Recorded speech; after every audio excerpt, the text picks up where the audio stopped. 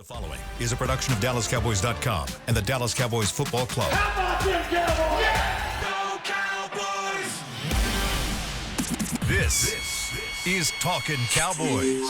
Streaming live from the Dallas Cowboys World Headquarters at the Star in Frisco. C.D. Lamb, touchdown. End zone, Jake Ferguson. Prescott keeps it, and he bangs it in for the touchdown.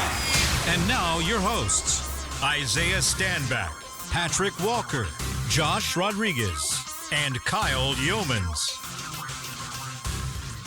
It's a terrific Thursday edition of Talkin Cowboys presented by Black Rifle Coffee Company, live from the Star in Frisco, Texas, and the SWBC Studios. Welcome in, everybody. We've got the whole cast and crew ready for you to rock today with Patrik Walker, Josh Rodriguez, Isaiah Stanback, Chris Beam in the back.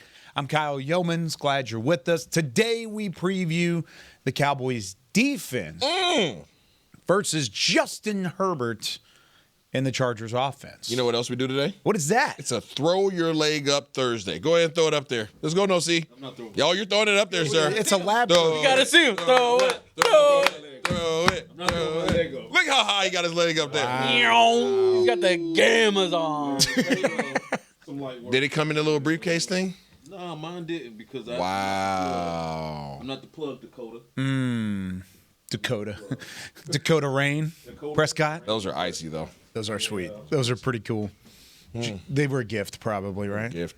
They actually were Oh. from the wife. Did I tell you guys where I She's used to buy watching. my shoes at back Shouts in out the to day? marriage. Yeah, shout out to your wife. Funny though is we both woke up a little bit early. So I like those words. So on drop day, we both had our laptops and our phones. Okay. And we got in line on 2 to 4 devices. Teamwork. Right.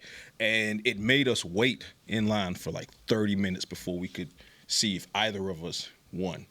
And I lost and she won. Wow. And she Shouts gave out to her marriage. ticket up to you. No, she got in line for my side. For you. Oh, wow. We were in line on all Self-sacrifice. the- That's real love, right? Yeah, that is. It's a self-sacrifice. That is. So Merry Christmas to me, and shouts out to the wife. Back in the day, we used to have this spot called Chubby and Tubby's. Don't worry, Kyle. They're not in business anymore. Chubby. Okay. All right. Chubby and Tubby's. It was a little hardware Kyle's store. very disappointed. It was a hub. I didn't know he was going to say a sponsor. It was a hood hardware store. Okay? Right on the line. Chubby in the hood. Chubby and Tubby's, bro. It was right on the edge, but the transition between the Central District and the South End. And then you just didn't cross over unless you knew people, right? You had to watch your back. So Chubby and Tubby's lived right on that line. So you would go into Chubby's and Tubby's, okay? Chubby and Tubby's. And in the back of the store, they had a shelf, right? And they had all these boxes. And on the shelf, they would have all the new shoes wrapped in Glad wrap. Oh, yeah. All the new shoes when wrapped you in know. Glad wrap. I would go shoe shopping at Chubby and Tubby's, bro. Funny enough, Grab that was the Glad wrap shoes. that was my nickname in high school. Which one? Both. BOFF. Both. Both on. Both. Apostrophe Both E. on. What would it take for you to make the title of this episode Chubby and Tubby's? And how quickly, Honestly, With how Derek. quickly would there be a phone call? not very much. You don't think it'd be a phone call? Nah. You think you'd be like, they yeah, would you know. absolutely be a phone. No. I'd be like, we're talking about the offensive and defensive Yeah, line, we're just and talking it's about the big guys Yeah. up front. We're trying Chubby to. Tubby's. Somebody's upstairs. Who's gonna be win the like, line of you scrimmage? know what a chubby is? Oh, wow. Oh, wow. Hey, No-C, have you ever bought shoes in Glad wrap? In Glad wrap, no. Can't say that I have. Is that a hood thing? No, I don't think it is because even Bro, you Weathers grew back, up in Seattle. I was going to What's say, that mean? I mean, there's some, like, really nice parts of Seattle. What does that mean? You had blue people I've making been hair to your every day. hometown. It's nice. I've been Now, to your place. Cal. It's nice. Now it's nice. Okay. It's called gentrification. Well, no, man. You're we not never- that old. Nah, whether it been back in Savannah or downtown Atlanta, Walter. Shout out to Walter's downtown Atlanta. No, I mean, no matter what shoe store we went to in the hood, that's not a thing. Wow. Not in the Glad wrap. I need people in the chat to respond, man. I need to know, am I the only If one that you're was the only shopping one. for shoes and they were Glad wrapped? Maybe that's why they ran out of business. No, bro, they didn't sell enough tools. It was a tool store? It was a tool store. And they had Yeah. That part. And I missed that part. I need to be put That's up on crazy. that game though. Like Glad wrap. Glad wrap, bro. I love a hardware store that becomes a sneaker store. That's, Everybody understands the Glad wrap concept, right? You guys, Yeah, grandma's yeah, house yeah, and the couch yeah. would have plastic on it. And you Yeah. move and it sounds Yeah, off every time you move. and it sticks to you, right? All that stuff. on a hot day. Hot day? Oh, don't take a nap, bro. Yeah. You have to It's peel off. You're peeling. every day in the South Over. Side, so I get it. All right, news and notes, Pat. Yes, sir. Got some updates yesterday. We do. So first and foremost, let's talk about the guys who returned to practice. 3 players returned to practice on yesterday. That would be one Peyton Turner, Phil Maffa. Who did I say I wanted to see? You wanted to see Phil Maffa? 37. Maffa. Hey, Maffa. So yes, Phil. Show them who you are.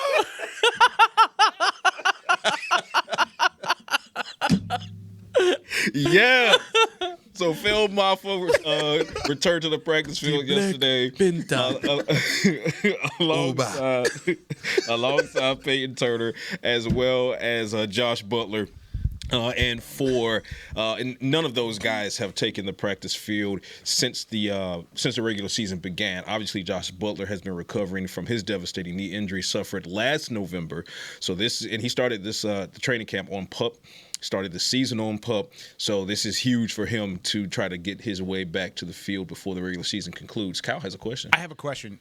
All these guys who haven't played all season long and were kind of stashed, for a better term, on IR, coming back at the end of the year, is this just like preparation for the final 2 games to say, let's see some other guys. Let's just play some new talent and then see what we have going into the offseason? They want to win, Kyle. What do you mean? I was gonna say, per Brian Schottenheimer. Just kind of Per Brian Schottenheimer? actions, and there are words, and there are actions that are speaking louder than those words currently. Right. Brian Schottenheimer says he wants to win. So that's why you will not see Joe Milton out there on the field, he says. Even if the Cowboys are mathematically eliminated from the playoffs, you're still going to see Dak Prescott out there starting. That's a conversation that we need to have, but not Which today. could happen prior to Sunday. Yeah. If the Eagles win on Saturday, which they play Saturday against the Commanders, then you are mathematically eliminated. And if that were to happen, please put that topic in the rundown, because I would love to weigh in on that. Yeah, the decision to continue playing your franchise quarterback when you have nothing to gain. We will put that in there. Yeah. So Josh Butler, shouts out to these guys, especially Josh Butler. He's coming back from just an arduous road to get back from that knee surgery. So whether the Cowboys are eliminated or not eliminated, from a Josh Butler purview, it's massive for him to be able to get back on the field. So shouts out to him. Let's get that man. Yeah, absolutely. Phil Maffa suffered a shoulder injury ahead of the regular season. He had a very good training camp. He had a very good preseason showing. But between the shoulder injury and the numbers being the numbers, the game they wanted to play with the 53-man roster, he has been relegated to IR to this point. So he has a chance of getting out on the field. I would love to see that young man get some burn in the regular season, see what that kind of sets up for as far as how the running backs room needs to look in 2026. And then Peyton Turner, a lot of people forgot Peyton Turner was on the roster. I can understand why. It's been radio silence on his front ever since he suffered the rib injury in the preseason, and he's not played. So he'll get out there in practice. 21-day clock has begun. Cowboys technically don't have 21 days to let this flesh out. So we'll see which of those 3, if any of those 3, can get on the field, maybe as early as the Chargers, but maybe against the Giants and the Commanders. We'll see how that goes. Okay. Flipping over to the injury report, Josh Butler gives me the segue to Trayvon Diggs, who remains on IR as we have this conversation. Unlike Josh Butler, Trayvon Diggs, that decision has to be made by Saturday for all intents and purposes, or he will not see the field again in 2025. And then the question becomes if he sees the field again for the Dallas Cowboys going forward, if that were to occur. You shake your head. Me? Yeah. No. Yeah, It was a glitch. He shook it. He shook it. We had several players that did not participate yesterday. Can I ask about Diggs real quickly? There was a report yesterday, Jane Slater of the NFL Network. Hi, Jane. She does a great job, but she had a conversation, a lengthy conversation in the locker room. I synced it. In the middle of the locker room. So I trust what she says in this regard. She said a lot of the, and I'm paraphrasing here, of course, but a lot of the rumors as to how Trayvon Diggs was injured, a lot of the rumors that have been circling through the internet and circling through social media. You're talking about the head injury? Mm-hmm. That thing, yeah. That was not as egregious as what it sounds like, is ultimately what she was saying. And she said it's getting back to Trayvon and that it isn't necessarily the truth. Mm-hmm. And so, I mean, put whatever stock into it you want, but the report is now out there that is a rumor. as opposed to fact. And so I think there's that to play a factor. She also went in to talk about the conversations that have been happening between Trayvon, Matt Eberflus, and Brian Schottenheimer, and they've made it very clear they want him to play better scheme football in cover two. They don't want him freelancing to make a play, which, as we all know, he did very much in the early parts of his career. That's his bread and butter. Part of his 11 interception season in 2021 was freelancing to go make a play. But when you don't make a play and you leave yourself vulnerable, that's when the big plays happen, and that's when your teammates are out of position, and then it doesn't work out in your favor. This coaching staff specifically, who, of course, was not here when he had the 11 interception season, wants to see him play within the scheme. And that's the conversations that they've been having. All of this courtesy of Jane Slater, who had the conversation with Trayvon. Shouts out to Jane. Like I said, I synced it, watched her have the one-on-one with him. So good stuff there. Good reporting, for sure. Absolutely great reporting. I will kind of Not just harken Patrick back that talks to players. I'm just saying. All right. I mean, this is her talking to a player. Relax, C&T. C&T, take it easy. Chubby and Toby. So, Chubby. It's like I said, and I'll say it again, and I'll keep saying it until, it doesn't need to be said anymore. Trayvon Diggs' biggest issue in getting on the field is the relationship with Matt Eberflus. Period. Now, you can color that however you choose to color it. You could put it on the personal front. You could put it on the business front, schematically. Yep. Right? Whatever you want, however you want to color it, whatever crayon in that 64 pack of Crayola you want to choose. Facts is 64. 64. Balling. Yeah, the nice crayons over here. Seriously. I got that. According to Isaiah, they didn't have that in Seattle. We did not, bro. 64 pack, bro. 64 pack. They colored look with at them, candle wax. jealous, They colored bro. with candle wax. You saw some of the That is the 64 sharpener pack. inside the box? Bro. Inside the box? That's why all their sports teams are the same Your color. lid goes back. What is Yeah. this, bro? I had to. You gotta pull the little thing out. It was flat. It was fit flush in your backpack. Not the 64, bro. I was like in Seattle, we had to crash rocks together. Bro, you saw somebody with that 64, you felt some type of way. That's why it's an art city. You had to make things to make Yeah, art. exactly. He started looking at it. Baller status. Yeah, what you doing with that burnt that right shit? We had to burn packets of Gushers in order to create the color. Had to drink a lot of coffee because we had to have the energy to get it all together. What you doing with that forest green? Bro, exactly. I was colorblind Fancy too, so I was just hating on everything. Oh, man. So, Trayvon Heck of Diggs. blues over there, bro. Trayvon Diggs, Matt Eberflus, they're not on the same page until they get on the same page. Trayvon Diggs is not going to see the field for the Dallas Cowboys. On the injury report, some concern here. Not so much CeeDee Lamb. He missed practice with an illness. So hopefully he feels better and he can, make this game. But illness is, if it's the bug that's kind of been going around, My goodness. yeah, it's been a little bit of a butt kicker. So we'll see how that goes. Hunter Lipke, Quentin Williams, both still in concussion protocol, as we mentioned yesterday. Biggest standout here is Deron Bland is back on the injury report. And it's not just that he's back on the injury report. It's the foot. The foot. The foot. Not a foot, the foot. The foot. Is it the or the? Well, at this point, it's the. So Deron Bland is having an issue with the foot. I need to get more information on this. I don't know if this is soreness or whatever that might be. But nowadays, whenever you see Deron Bland on an injury report and it's related to his foot, Your heart drops. your heart drops. Yeah. There has to be concern until further information comes out. So we'll see. The coordinators will speak today. We'll ask the fan favorite coordinator, Matt Eberflus, about Deron Bland's foot and see if we can get some more information on that. Outside of that, like I said, you had the three guys return to practice with their 21-day practice windows. 21. Up. Good to see Jake Ferguson as a full participant in practice, and nothing else really to report on the Cowboys injury front there. Love it. Keep an eye on Deron Bland. And keep an eye on those names that start popping up now on the list. Because as they start to pop up now, that's when, as the final two games start to play out. So Josh Butler's window gets activated. Yep. And then Deron Bland appears on the injury report. Draw your own conclusions.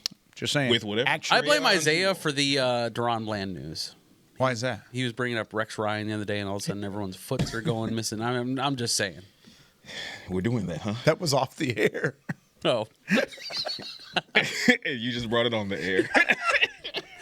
Thanks, Josh. Damn, Josh. Appreciate you. Learn how the total This is not a safe place. We won't say anything if you won't say anything at home. All right, chill out, everybody. Toe the line. He just brought his name, to be fair. Only toes. I'm putting my foot down. All right, when we come back here on Talking Cowboys, we're going to preview the Chargers offense versus the Cowboys defense. Chargers offense has had some of the same struggles Dallas has had as of late, protecting their franchise quarterback. We'll talk about it when we come back right after this. Every day begins with a promise to work hard and to build a future. That's why we're here, providing the tools, expertise, and John Deere equipment you have relied on for generations to help you get the job done right. We're with you. That's our promise to you, because no matter the project or the challenge you're facing, We're with you. We're united.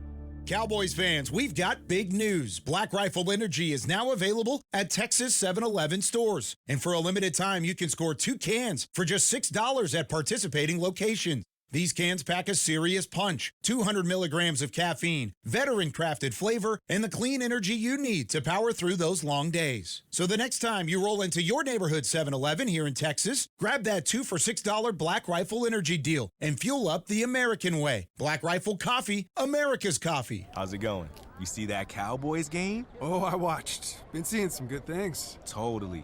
They have some talent. Yup, some great talent. And they got some fight. Hoping this is the year. Me too. Oh, I'm Cody, by the way. I'm Travis. Nice to meet you, Travis. Go Cowboys. Go Cowboys! Make a new friend based solely on their shirt choice. What would you like the power to do? Bank of America, the official bank of the Dallas Cowboys. Copyright 2025 Bank of America Corporation. At AT&T, we guarantee our network so you can talk college football with your BFF while taking Buster to the vet. Hey, yeah, I can't believe he ate the whole thing of chicken wings. And I can't believe we're staging a comeback. Touchdown! Yes! Staying connected matters. That's why in the rare event of a network outage, you'll automatically get a bill credit for a full day's service. For wireless downtime lasting 60 minutes or more caused by a single incident impacting 10 or more towers, must be connected to impacted tower at onset of outage. Restrictions and exclusions apply. See att.com/guarantee for full details. Back to Talkin' Cowboys.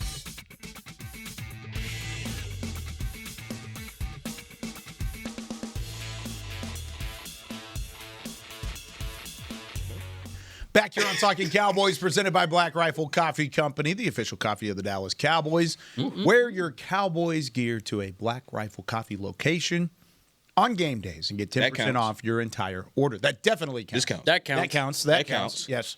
Oh. Sorry. There you go. Chill. Relax. Well, when we come back. On the QB vision. Yeah, right,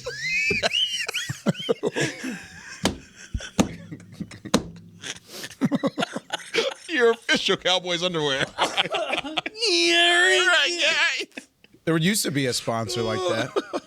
I don't know if they're there anymore. I don't know if they're still a sponsor, but there was an official underwear. Oh, man. Official draws. Draws. Dallas Cowboys. All right. Ain't no streaking over here, buddy. No, not today. And well. This may shock you. What is that, Kyle? But there's a team that is also struggling to protect their quarterback. Really? Say word. Their name is the Los Angeles Chargers. Mm-hmm. Throughout the season, no quarterback has been pressured, has been hit, and has been sacked more than Justin Herbert. So as I open the floor to you guys to talk about this Cowboys defense against the Chargers offense, does that give you any hope, or is that another opportunity, as we've seen throughout the year, for a get-right game for a bad offensive front? I'm going with the latter, Kyle Youmans. Don't tell me that. This is a team that's ranked 20th in sacks, which is, guys, not very good. No, it is not. In GB. It's You're not talking about the Cowboys side. The Dallas Cowboys ranked 20th in sacks. It's not very good. No. You want to see the pressure, of course. But one thing that you know about the Dallas Cowboys defense is that they're not necessarily finishing these plays. I think Justin Herbert's going to have a lot of time.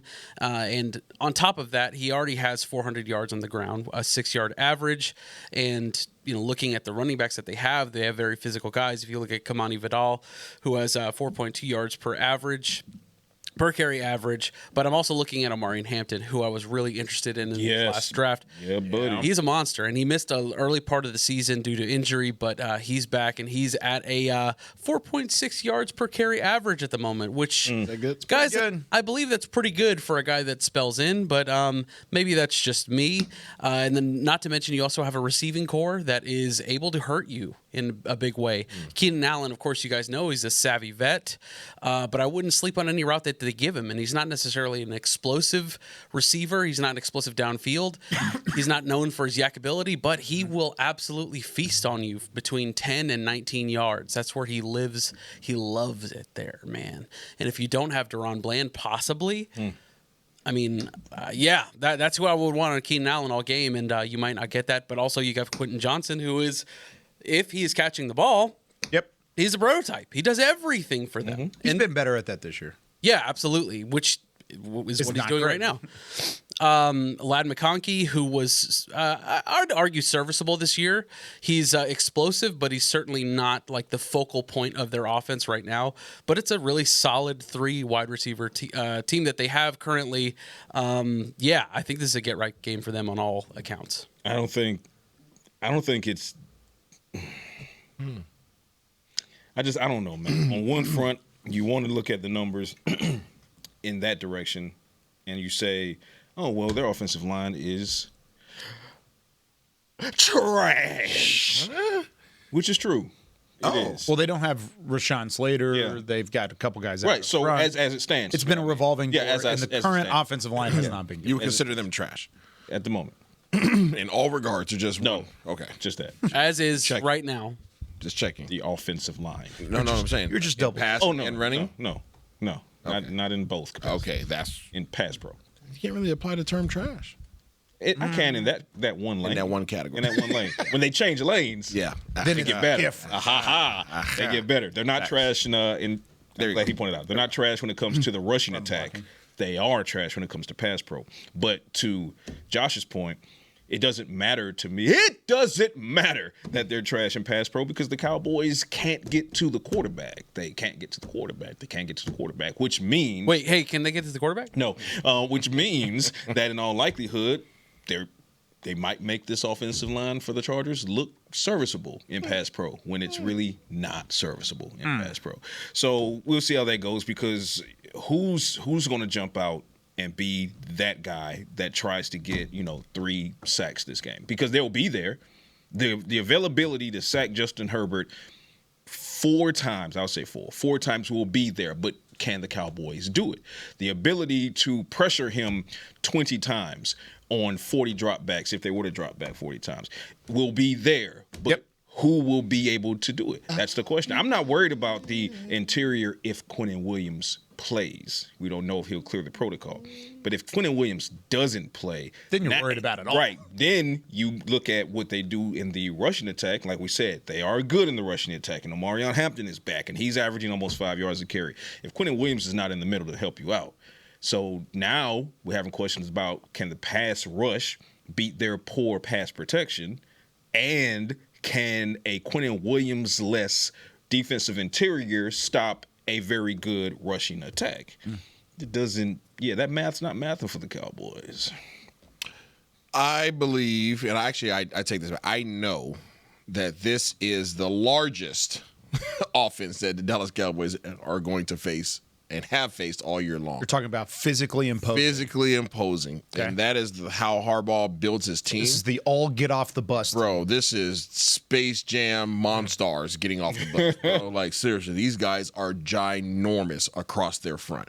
Regardless of the fact that Slater's gone, regardless of the fact that they're missing something. Joe Alt is the other guy. Bro, yeah, exactly. They're missing 2 of their main ingredients over there. They have guys that just come off the bus. Now, they're not as good, but they're just as big.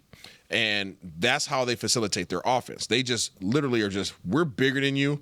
You got to either run through us or you got to run around us. That's how they operate. And they rely on the run heavily. This is a 21 team. This is a 12 team. 21. This is a 22 team. These guys they have a 6'4", 300-pound fullback. In addition to that 6'4", 300-pound fullback, they also like to bring in an additional offensive lineman This offensive lineman's name is Trevor Penning. He is their motion man, by the way. Let me look at the size of this gentleman. He's a dog. Out of 6'7", 325 pounds. This is the man who does their... Wait, how tall was he? 6'7", 325 pounds. This is the man who does majority of their motions in their formations. One of the things out of the draft that he was great at Northern Iowa was just finishing blocks. And when he got ahead of steam and he was rolling, good luck. It was curtains for whoever was in front of him. And that was why he was a high prospect even out of a school like Northern Iowa that wasn't a major college football program. Yep. Yeah. So you're either going to see Trevor Penning, the 6'7", what did I just say his weight was, whatever. And then you're going to see Scott Matlock, and that's the fullback I was talking about, the 6'4", 300 pounder. So the smallest person that you're going to see in a return motion is 6'4", 300 pounds. Look, crazy. Man. And it's downhill. Nasty word. It's downhill. And they're pulling these guys, they're wham blocking. For those that don't know what a wham block is, that's leaving somebody free, and then one of these 300 or 340 pounders is going to come and try to ear hole your defender. That's what it sounds like. Yeah, it's wham. Just like one of the doggone cartoons. Wham, bam, or slam. Songs. Exactly, or comic books. Looks like a Batman TV show. Exactly. These guys just want to out-physical you. And they are perfectly fine running 10, 12, 14 plays, just marching down the field. Yep. Every so often, they'll sprinkle in a little 11 personnel just to get their guys out there. They have big receivers, right? If the receivers are 6'2 plus across the formation, except for Ladd McConkey, and he'll freaking destroy you in route running abilities. Yep. The only thing that I dislike about this offense is that their route concepts are pretty bad. Like, their route concepts are not great. Everything is like 15 yards plus. So we're talking about protecting their QB. Their QB is being forced to hold the ball, right? So when they're not running the ball, all the routes are way down the field. Yeah. And then he's just throwing jump balls. Yeah. It is not even that these guys aren't routing you up. They're not amazing in and out of their breaks. Yeah. These guys are just like running a nice little over route or a nice little deep in route. And these guys are just like, yeah, the ball's in my area. I'm bigger than you. Yeah. That's just how they play, except for Ladd. Ladd will give you that work off the line of scrimmage. That work. Yeah, he'll give you that work. He is the X factor for me if I'm playing against the Dallas He's Cowboys. their best route runner right now. Facts. And Keenan Allen used to be that guy. Yes. He's just not. He doesn't have the same. He doesn't have that. Keenan Allen is just. He's defeating Father Time. I think he's still a dude, but he's not the same like technician of a route runner where he was at one point arguably the best route runner in football alongside Amari Cooper. And they list him at 6'2". Screw that. He's not 6'2", bro. No, but I think, and I'll reiterate this because I know that me saying the Cowboys are in trouble against this Chargers front came off as me being a Cowboys fanboy. What do you want, crack? Wow. Listen. So, fact is, I'll reiterate that, Chad. Oh. Yeah, it's somebody that chimes in to hate I was wondering what was going on. They hate me so much, this particular person, but you're watching me. So the Cowboys are in trouble because, again, to reiterate everything we're saying, Cowboys do not do well at getting home on the quarterback. So with that being said, it doesn't matter if the Chargers' offensive line is poor in pass protection because this could, in fact, be a get-right game. And for the rushing attack, if Quentin Williams can't play, you're in more trouble as far as Mario Hampton and those guys being able to do that. If that happens, then the play action comes into play for Justin Herbert, and we all know Justin Herbert can also make some plays with his legs. So even if you get pressure, you still have to get home on him because if he escapes the pocket and you can't keep the pocket contained, then he's going to rattle off 10, 15 yards. He's going to move the chains himself.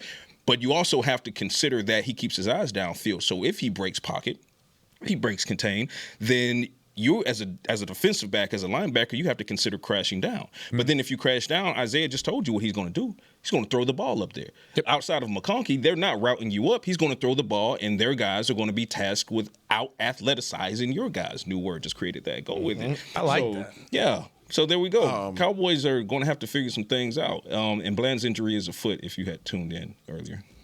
Yes. That's not good, my friend. Justin Herbert. Justin Herbert statistically has done an amazing job his first, 5 years in the league. I think he has the most passing yards out of any quarterback in the history. I like Herbert. I've always been a fan. I like Herbert. I'm not a huge fan. Well, okay. I respect him. I respect his game. Why not? I'm always curious. Oregon. No.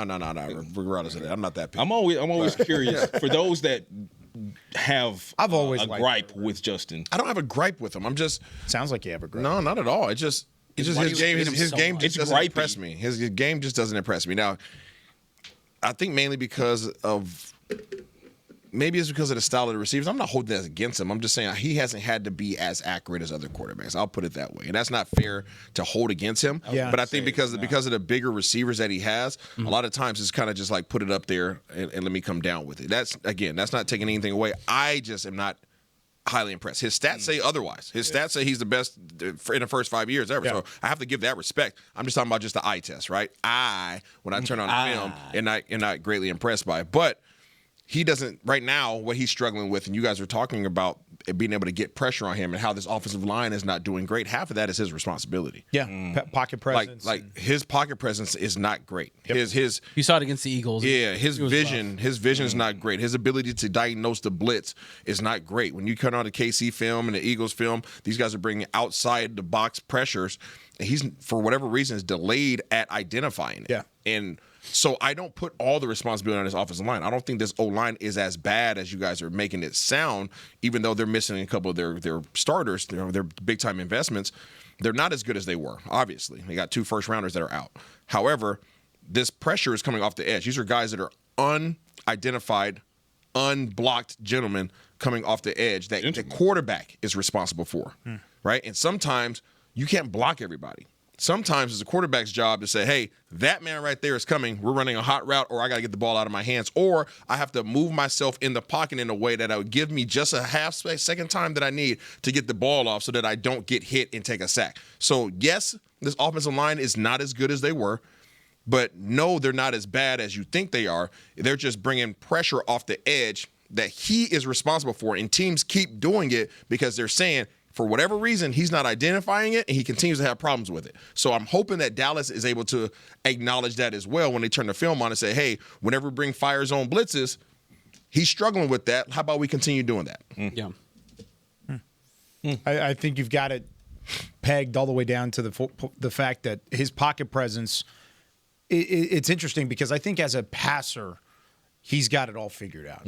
And like you said, he hasn't had to cannon. Yeah. He's got an incredible arm. Yeah. He can read a route and read a defense, but when it comes to the pocket presence and maneuvering little nuances that a defense is going to throw you, it's the opposite of what we've seen from Dak. Yeah. It's completely different because Dak has been very good at reading a blitz and at deciphering the pressure and maneuvering through. Dak's pocket presence is one of the best in the NFL. Justin Herbert's is not, but Justin Herbert doesn't, or he has the arm talent that Dak Prescott doesn't have. And the athleticism to get out of situations where he can gain 6 yards on a play that is broken, basically. Yeah. Yeah. I think if he were to get the right offensive coordinator, and we saw when Kellen Moore was there for a little bit, if he gets the right offensive coordinator that schemes the system to what his strengths are, I think then all of a sudden those quick passes, those slants underneath. Right now, like you said, it's almost like backyard football. It's like run a route, I'll find you down the field somewhere. Give him a little bit of scheme, give him a little bit of comfort something up front just to allow him to throw the football quicker and not be pressured the same way. And all that being said, if you don't have Quinnen Williams like you alluded to earlier, I mean, he's going to have he's going to have all game, and those deep crossers that aren't necessarily working out for them so far this season are going to be. I mean, but you still had Kenny Clark. Like, I understand, like Quinnen Williams being in there is huge, but Kenny Clark. Last game, man. He had a better game than Quinnen, arguably. He was stacking bodies. Listen, bro. He was putting people 10 yards deep into the freaking pocket. It was disgusting. And it wasn't just once. It wasn't. But now they twice. can double team him. Facts. And agreed. There was also a year, or there's a reason, hopefully. There's a reason that Omarion Hampton is 2-0 since returning. Like, they've won both games since he came back because he brings an element of physicality, element of balance to that offense that they don't have without. That's what they want. They want to beat you up. Yes. Like, they want to. It's old school. Like, Harbaugh in his offense is literally, he came in, as soon as he came into the Chargers, he's like, give me the biggest offensive lineman you can find. Yep. After that, he's like, give me the biggest fullback. After that, give me the biggest freaking running backs that we can find. Right? That's what he wants. Give me the biggest quarterback. Huh? How about that guy? How about it? How about it? 6'6", huh? He literally just wants to line up and say, we're going that way. You can't stop us. Yep. See what happens. All right. When we come back, we've got some Lab Coat featuring We do. Patrik Walker. What are we talking about today? You know, since we're talking about the Chargers offensive line, let's just keep talking about it. Got a little stat here that you would love the Cowboys to take advantage of, but we'll see. We will see right after this on Talking Cowboys. At AT&T, we guarantee our network so you can talk college football with your BFF while taking Buster to the vet.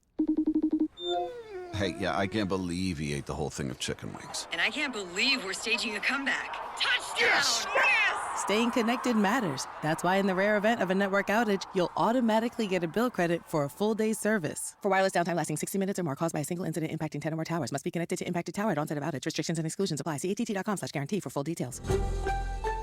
It's the official men's skincare brand of the Dallas Cowboys, Jack Black. And right now, Cowboys fans can get 15% off their $75 order. Plus, because every deal needs a playmaker, your order will include a free 5-piece skincare set and free shipping. The Jack Black Playmaker is 4 of Jack's favorites and a full-sized intense therapy lip balm. Make a play for the Playmaker at getjackblack.com/Cowboys with the code CowboysVIP. That's getjackblack.com/Cowboys with the code CowboysVIP. If you shout, "How about them Cowboys?"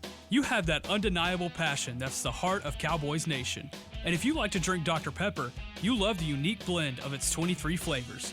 Together, your one-of-a-kind fandom paired with the one-of-a-kind taste of a delicious ice-cold Dr. Pepper is the game day lineup that can't be beat. Better yet, gather your Cowboys and Dr. Pepper fan friends to watch the next game and crack open a delicious ice-cold Dr. Pepper for everyone. The wins will be even tastier. It's a pepper thing. Cowboys fans, we've got big news. Black Rifle Energy is now available at Texas 7-Eleven stores. And for a limited time, you can score 2 cans for just $6 at participating locations. These cans pack a serious punch, 200 milligrams of caffeine, veteran-crafted flavor, and the clean energy you need to power through those long days. So the next time you roll into your neighborhood 7-Eleven here in Texas, grab that 2 for $6 Black Rifle Energy deal and fuel up the American way. Black Rifle Coffee, America's coffee. Back to Talkin' Cowboys. Back here on Talking Cowboys, this segment is brought to you by Invisalign, the official smile of the Dallas Cowboys, with Josh Rodriguez, Isaiah Stanback, Chris Beam in the back. I'm Kyle Youmans. It's now time for Patrik Walker. Let's go, baby. Lab coat. All right. Yes, bring me science. in. Yeah, he did it when I was talking. You got to bring it in again, Beamer. And catch the drop. Yes, science. There it is. All right, so we're talking about the Chargers' offensive line. They have 2 sides of their tail, as we've discussed. When it comes to the rushing attack, pretty damn good. Okay. When it comes to pass pro, for a lot of reasons, including what Isaiah was speaking to, as far as they tasked Justin Herbert with avoiding some of those edge pressures, but he's not. So the bottom line is the bottom line. The Cowboys said that very nicely there. Earlier in the segment, you were saying they were trash in pass protection. To my point, here we are. Got the free-range chicken's cheap. Hustle, man. Tell me what you need, Chief. Open up the trench. What you got? All right. So this is something the Cowboys have to take advantage of, or they will lose this game, in my opinion. This is the bottom line. If they don't take advantage of this glaring opportunity, it's an L for them. Chargers have allowed pressure on Justin Herbert 44% of the time in his dropbacks. That's the second highest rate in the NFL. Second highest rate, 44% of the time. In their last 2 games, Justin Herbert has been pressured 57.3% of the time on his dropbacks. That is unreal. That's a lot. Dude. That is not very good. Roughly 57% of his dropbacks over the past 2 games have had pressure injected into them. And he's completed only 10 of 24 passes when under pressure. For only 1 touchdown, he has 2 interceptions. This is the problem with that. So that's one side of the coin. The Chargers in pass protection are trash, and they will basically invite you to pressure Justin Herbert. They will invite it. Contrarily, here's the Cowboys' problem. Cowboys have generated pressure at a rate of only 34% this season. Only 34%. NGB, not great, Bob. So that'd barely be a good batting average. Not even. 340 would be pretty good. 340 gets you to the Hall of Fame. That's what I'm saying. But, like, this isn't baseball. No, this isn't baseball. You need to be successful more often than 34% of the time in the NFL. So, on the one hand, you have the Chargers, pass protection, their offensive line. They're inviting you, not even daring you. They're traffic coning back there. They're just like, hey, if you want to go chase the guy, chase the guy. Problem is the Cowboys haven't been able to chase around. We got the airline glow sticks. Yeah, so we'll see how those two things play out, because one of those things is going to win out over the other. Can the Cowboys flip the switch and suddenly get a high rate of pressure against an offensive line who's allowing an insane rate of pressure on the quarterback, or is this a get-right game for an offensive line that typically allows a lot of pressure and for some reason this Sunday becomes the Great Wall of Los Angeles? So more often than not, the Dallas Cowboys defense has said, you know what they do really poorly? Let's help them out. Let's do them a solid. Let's make sure that they feel better leaving this building. It's a get-right game, fellas. Yeah. Is that going to be a part of your Get Your Popcorn Ready segment tomorrow, maybe? I don't know. Maybe a little bit. I already have 2 bad options. Do you? Yeah. That's not good. maybe we need one more good one. But I think if you were to look at your front seven, and you guys asked the question earlier in the show, who's going to step up? Mm-hmm. Who is going to be that guy? Who would you put your stock in to say they're going to be the ones that step up and provide pressure in this game? Kenny Clark. Okay. Yeah. I'm going with Kenny. That's where you're going with it? That's where I'm going with And it. if they choose to double him, then what? I got to go with Clowney. That's where I was going. You got to go with Clowney. I like Ezraku. I really do like him. He's been more of a run defender than he has been a pass rusher, which is fine. I think he's going to be an exceptional player beginning next year. I really hope so.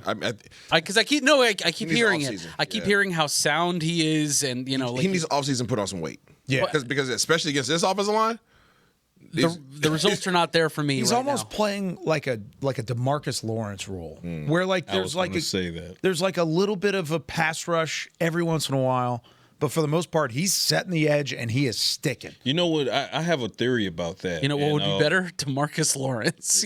Facts. I have a theory about that schematically.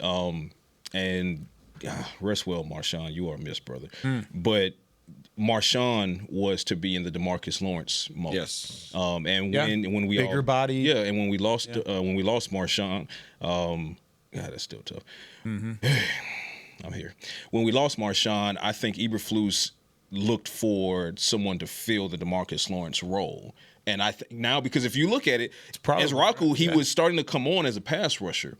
And then we lose Marshawn, and now he's more of an edge setter. So he's done a great job at it. He has, but in order to be that, he is going to need to eat some government cheese this offseason and build up a little bit. But I honestly, I don't want that. I want him to be really good at setting the edge. I do.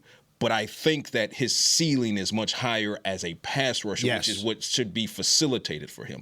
Put him in positions where he can pin his ears back and go get the passer. I think that would have potentially an exceptional NFL career for him versus saying, okay, well, we know you can rush the passer, but let's just keep that there and bring up the run defense. Like, we want you to be able to defend the run, but not at the expense of – I mean, this guy is a collegiate record setter at taking down quarterbacks, so facilitate it. I hope so. I hope that's the case. And at least for me, just outside looking in, it feels like the stats aren't there necessarily for him right now. They're not. The film is there, though. Like, I think he looks good on film. Yeah, and absolutely. We'll see. It hopefully it translates to sacks. Yeah, I thought he would be tackles for loss. closer to like a DeMarcus Ware type, not necessarily the element player. I think he will be. Can be. I've actually reached out to D-Dub and was like, hey, bro, like, he could be there. Come holler at this cat. Yeah. Like, for real. That'd be cool. Because they have the same body type. He just hasn't filled. Why didn't you get on him? He just said that he just reached out to DeMarcus Ware. His teammate. Just no biggie. His former teammate. No biggie. Don't get on him. Jeez. Man. I'll get on Josh if I want. You know who else is still around that I might have to holler at? That I see pretty frequently because he lives by me? Who's that? Anthony Spears. Yeah. Anthony Spencer. Yep. Error. Spears. I'm sorry, Spears. I had too many Marcus? Spears, Spencers.